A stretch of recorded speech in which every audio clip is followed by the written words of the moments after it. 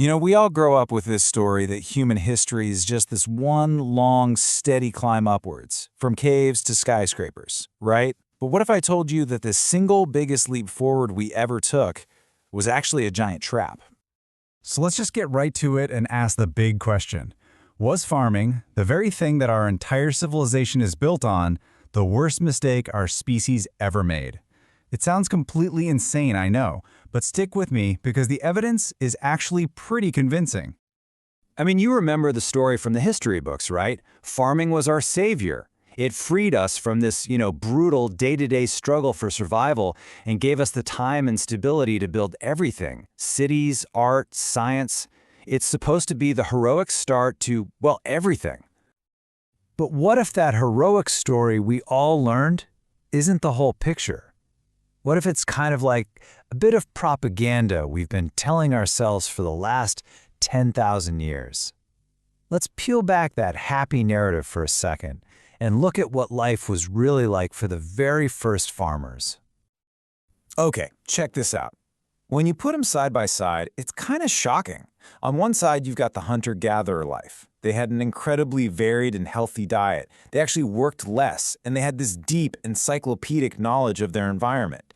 Now, look at the other side. The early farmer's life? It was endless, back-breaking work in the fields, eating the same boring, low-nutrient food day in and day out, stuck on one tiny piece of land. I mean, when you look at it like that, does that really sound like an upgrade to you? And look, this isn't just some wild theory or speculation. We don't have to guess.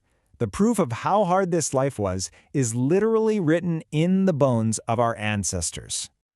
Archaeology tells a pretty grim story here. When scientists study skeletons from this exact period of transition, the evidence is just undeniable.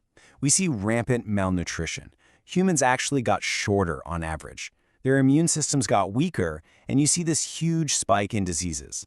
The physical toll of becoming farmers was absolutely immense. So this is the really crucial point to get. Farming didn't make life easier. It just swapped one kind of hard life for another.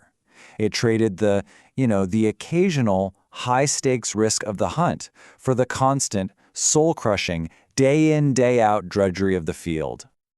All right, so this is where the idea gets really mind-bending. We love to think of ourselves as the masters of the planet, that we took control of nature. But what if we've got that story completely backward? The historian Yuval Noah Harari nailed it with this quote.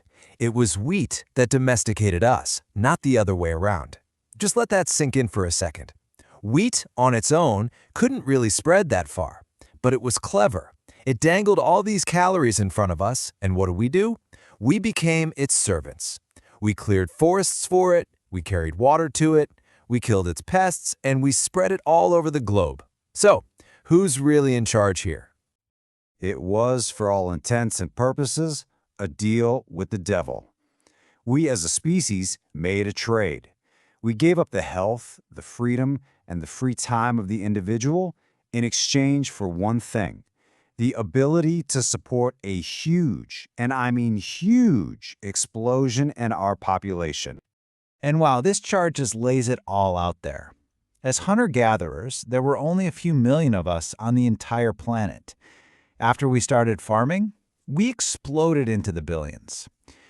Now, if you're just looking at it from a cold evolutionary numbers game perspective, it was a wild success. But for the average person actually living that life, it was a much, much tougher existence. And having all those extra people crammed together, well, that came with a whole new menu of problems. Really awful consequences that, believe it or not, we are still dealing with today. It was like a domino effect, really. Once you're tied to one piece of land, you get permanent settlements. That means dense populations living right on top of each other. That becomes a perfect breeding ground for diseases to just rip through communities. And now you have valuable land and food supplies that other people want, so suddenly you get organized violence and war. And to manage all that chaos, well, that's when you get kings and peasants, the haves and the have-nots, the start of deep social inequality. And here is the most tragic irony of all. The whole point of farming was supposedly food security, but it actually introduced a brand new, terrifying insecurity: famine. Hunter-gatherers had hundreds of different food sources. If one thing failed, they just ate something else. But a farmer? If you're completely dependent on your one wheat crop and a drought hits, you're done. You and your family starve. Famine went from being a rarity to a constant fear. So this all leads us back to this core concept of the agricultural trap. It's this fundamental conflict between what makes the group powerful and what makes the individual person happy. This is really the central misunderstanding in our whole story of progress. We look back and we see the incredible collective power that farming gave us as a species. The power to build empires, to go to the moon. And we just assume that meant life got better for everybody along the way. But the actual evidence shows that for thousands of years, the exact opposite was true. What's so fascinating is you can draw a straight line from these ancient farming problems to our modern world. You have a surplus of grain that needs to be managed? Well, now you need accountants and bureaucrats and taxes. You have land you need to defend? Hello, armies and nation-states. You need to plan for next year's harvest? That's basically the invention of debt. So many of our modern systems are just really complex solutions to problems that farming created in the first place. Which leaves us with one last huge and kinda haunting question to think about.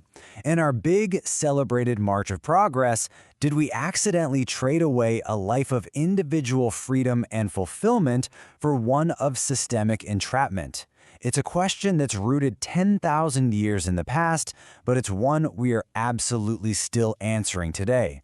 Thanks for joining me for this one.